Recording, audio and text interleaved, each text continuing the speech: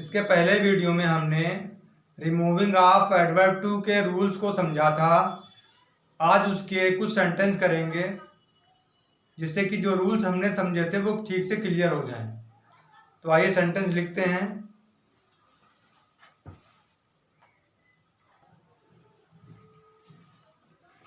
तो यहाँ पर हमने 7 सेंटेंस नोट किए हैं। तो लिखा हुआ है rewrite the following sentences removing the adverb too. हमें सेंटेंस का रूप चेंज करना है, सेंटेंस को ट्रांसफॉर्म करना है और रिमूविंग द एडवर्ब टू को हटा करके। तो कल ये पहला रूल समझाया गया था कि जब किसी सेंटेंस में एडवर्ब टू का यूज किया गया होता है और उस सेंटेंस में इन्फिनेटिव को भी यूज किया गया होता है तो क्या करते हैं, एडवर्ब टू के स्थान पर सो का प्रयोग करते हैं और इन्फिनेटिव जहां पर होता है इसको हटाकर दैट लगाते हैं। दैट के बाद सब्जेक्ट के हिसाब से प्रोनाउन रख के कैन नॉट या कुड नॉट लिख के बाकी आगे का सेंटेंस पूरा लिख दिया जाता है। तो जैसे पहला सेंटेंस है आई एम टू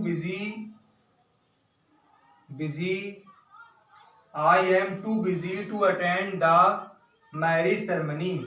मैं बहुत व्यस्त हूँ विवाह उत्सव को अटेंड करने के लिए, विवाह उत्सव में शामिल होने के लिए। यानी कि मैं इतना व्यस्त हूँ कि विवाह उत्सव में शामिल नहीं हो सकता, ये हमको बनाना है।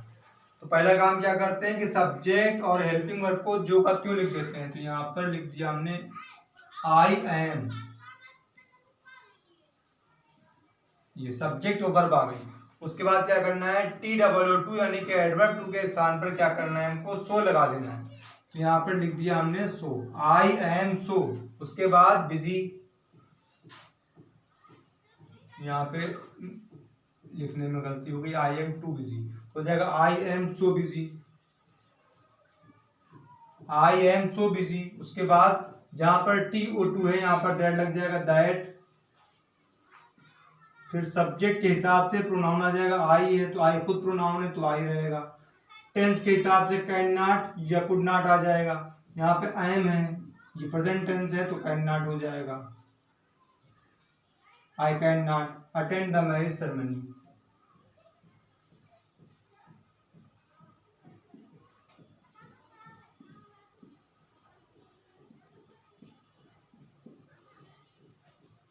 ये बन गया पूरा sentence, I am so busy that I can not attend the marriage ceremony.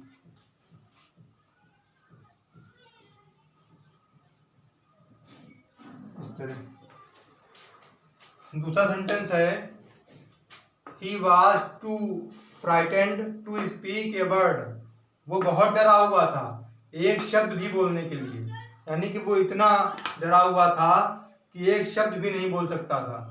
तो क्या करना है हमको, यहाँ पर एडवर्ब टू को यूज किया गया है और इन्फिनेटिव का भी यूज किया गया है। तो हमको क्या करना है कि सब्जेक्ट और हेल्पिंग वर्ब को जो का क्यों लिख लेना है। यहाँ पे आ जाएगा ही वाज।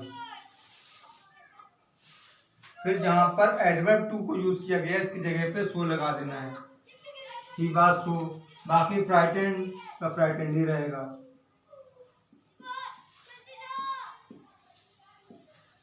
फ्राइटेंड। फिर जहां पर ये इन्फिनेटिव आता है ये यहाँ पर हमको दैट लगाना है, दैट लिखने के बाद जिस हिसाब का सब्जेक्ट होगा वहां पर ही सब्जेक्ट है तो ही प्रोनाउन खुद ही होता है तो ही का ही रहेगा। फिर कैन नॉट या कुड नॉट रखना है तो यहाँ पर वाज का यूज किया गया तो यहाँ पर हमको लिख देना है कुड नॉट।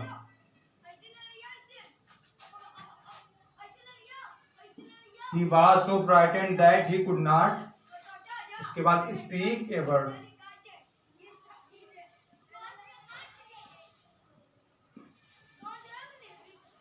ये सेंटेंस कंप्लीट हो गया।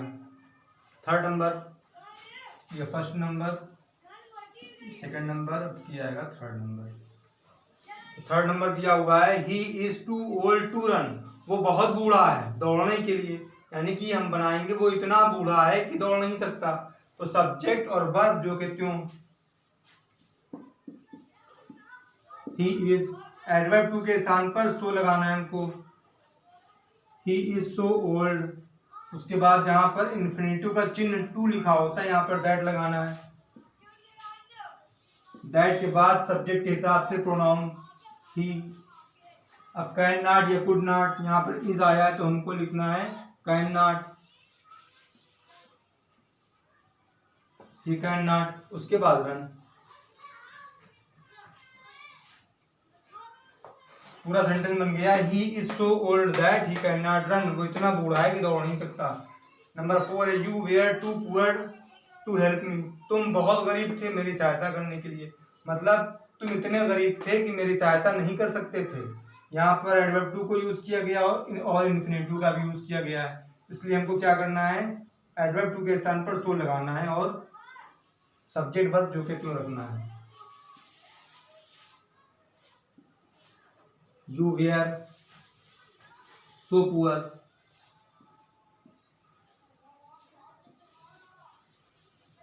you were so poor।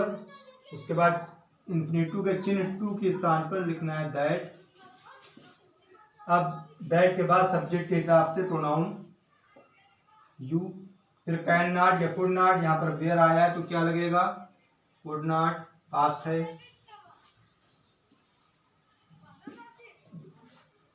Could not लिखने के बाद इन्फिनेटिव वाली वर्ब आ जाएगी फर्स्ट फॉर्म हेल्प। तो पूरा सेंटेंस हो गया, you were so poor that you could not help me, तुम इतने गरीब थे कि मेरी सहायता नहीं कर सकते थे। तो ये कौन सा नंबर हुआ, 4 नंबर। उसके बाद 5 number, Mukesh is too late to catch the train, Mukesh को बहुत देर हो गई है रेलगाड़ी पकड़ने के लिए, मुकेश को इतनी देर हो गई है कि वो रेलगाड़ी को पकड़ नहीं सकता। तो यहाँ पर सब्जेक्ट और हेल्पिंग वर्ब जो कहते हो यहाँ रखना है। मुकेश इज सो लेट,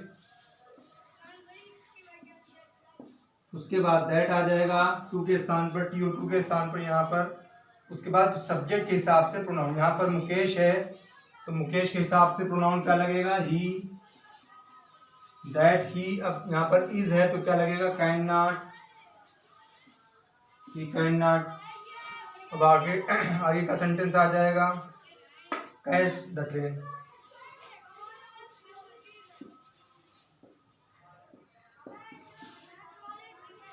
ये सेंटेंस हो गया 5 नंबर। 6 नंबर है, Ram is too selfish to be a friend, Ram बहुत स्वार्थी है एक मित्र होने के लिए, राम इतना स्वार्थी है कि वो एक मित्र नहीं हो सकता।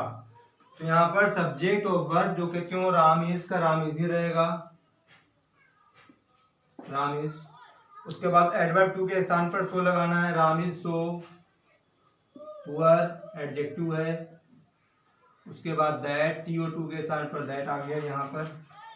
अब सब्जेक्ट के हिसाब से प्रोनाउन, राम सब्जेक्ट है तो राम के हिसाब से क्या लगेगा, ही, ठीक। अब अगर सीता होता यहाँ पे तो क्या लगता, शी। अगर यहाँ पे हम सीता लिख दें ये, तो यहाँ पर भी सीता लिखना पड़ेगा हमें, तो यहाँ पे प्रोनाउन क्या हो जाएगा, शी लग जाएगा, दैट शी। बाकी sentence, Sita is so poor that she can not be a friend,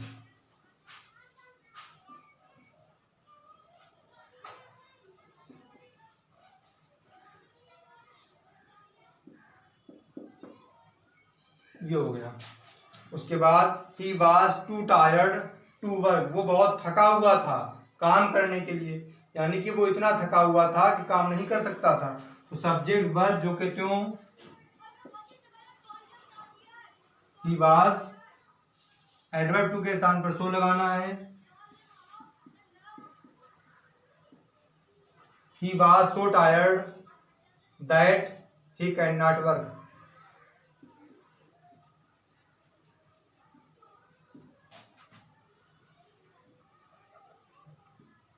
ये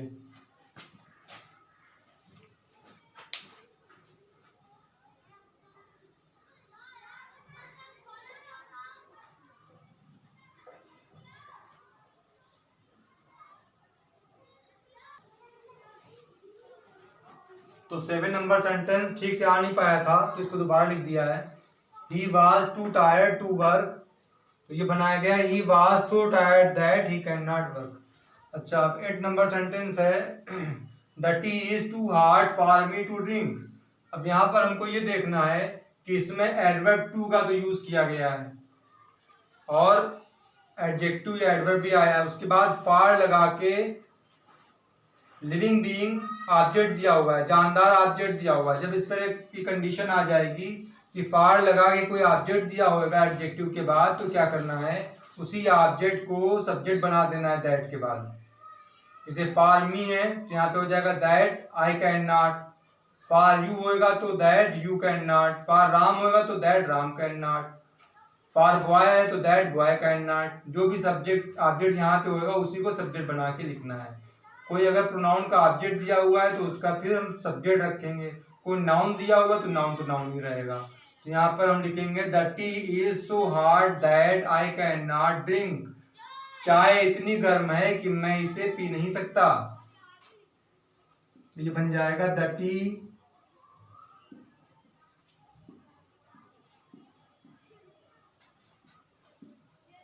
is so hard that I cannot इसलिए आया क्योंकि यहाँ के ऊपर इज लिखा हुआ प्रेजेंट टेंस है। I cannot drink it, ये बन गया। Number 9, Hindi is too difficult for me to learn, Hindi बहुत कठिन है मेरे समझने के लिए, यानी कि हिंदी इतनी कठिन है कि मैं इसे समझ नहीं सकता। तो बन जाएगा Hindi is so difficult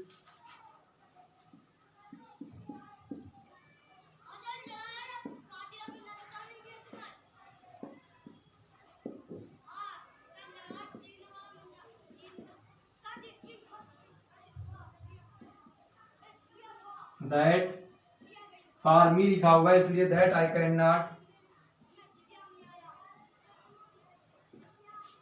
that I can not learn. Hindi इतनी कठिन है कि मैं सीख नहीं सकता। इट अगर लिख दें तो और अच्छा हो जाएगा, मैं इसे सीख नहीं सकता।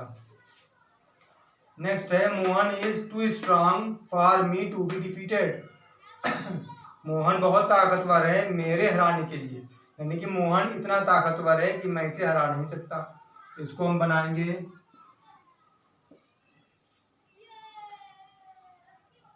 Mohan is so strong that I can not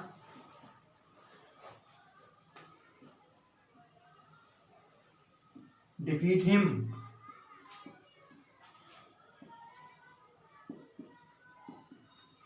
ये इस तरह सेंटेंस हो गए 10।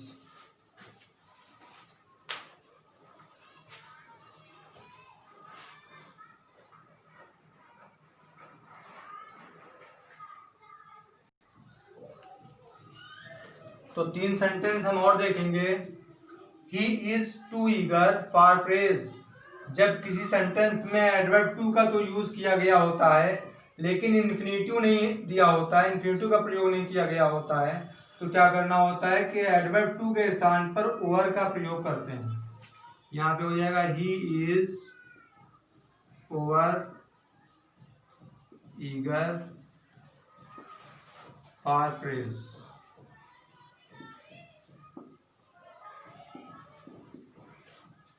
ओवर के स्थान पर एक्सट्रीमली का भी प्रयोग किया जा सकता है। अगर एक्सट्रीमली का प्रयोग करेंगे तो he is extremely eager for praise. और एक रूल ये है कि अगर ओवर या एक्सट्रीमली का प्रयोग ना करें तो he is eager for praise beyond the proper limit आगे लिख देना है। या तो बियॉन्ड द प्रॉपर लिमिट लिखेंगे तो लास्ट में लिखेंगे, और ओवर या एक्सट्रीमली का प्रयोग करेंगे तो टू के स्थान पर करना है। इसी तरह नंबर 12 है the class is too noisy, इसी तरह का सेंटेंस है तो ये बन जाएगा द क्लास इज एक्सट्रीमली लिख दें यहाँ पर, the class is extremely noisy, या the class is over noisy, या the class is noisy beyond the proper limit. यहाँ पर हम कुछ भी लिख सकते हैं, तीन में से कोई भी चीज लिख सकते हैं। अब नंबर थर्ड है it is too cold to go out. जब किसी सेंटेंस में सब्जेक्ट इट दिया होता है तो क्या करते हैं कि दैट के बाद सब्जेक्ट को वी या वन रखते हैं दैट के बाद। तो यहाँ के ऊपर it is so cold that, अब यहाँ पे लिख देना है हमको वी या वन भी लिख सकते हैं, we can not go out. ये बी के स्थान पर वन भी लिख सकते हैं और वी भी लिख सकते हैं। तो it is so cold that we can not go out, इतनी ठंडक है कि हम बाहर नहीं जा सकते, या it is so cold that one can not go out, इतनी ठंडक है कि कोई बाहर नहीं जा सकता। तो ये सेंटेंस हो गए। अब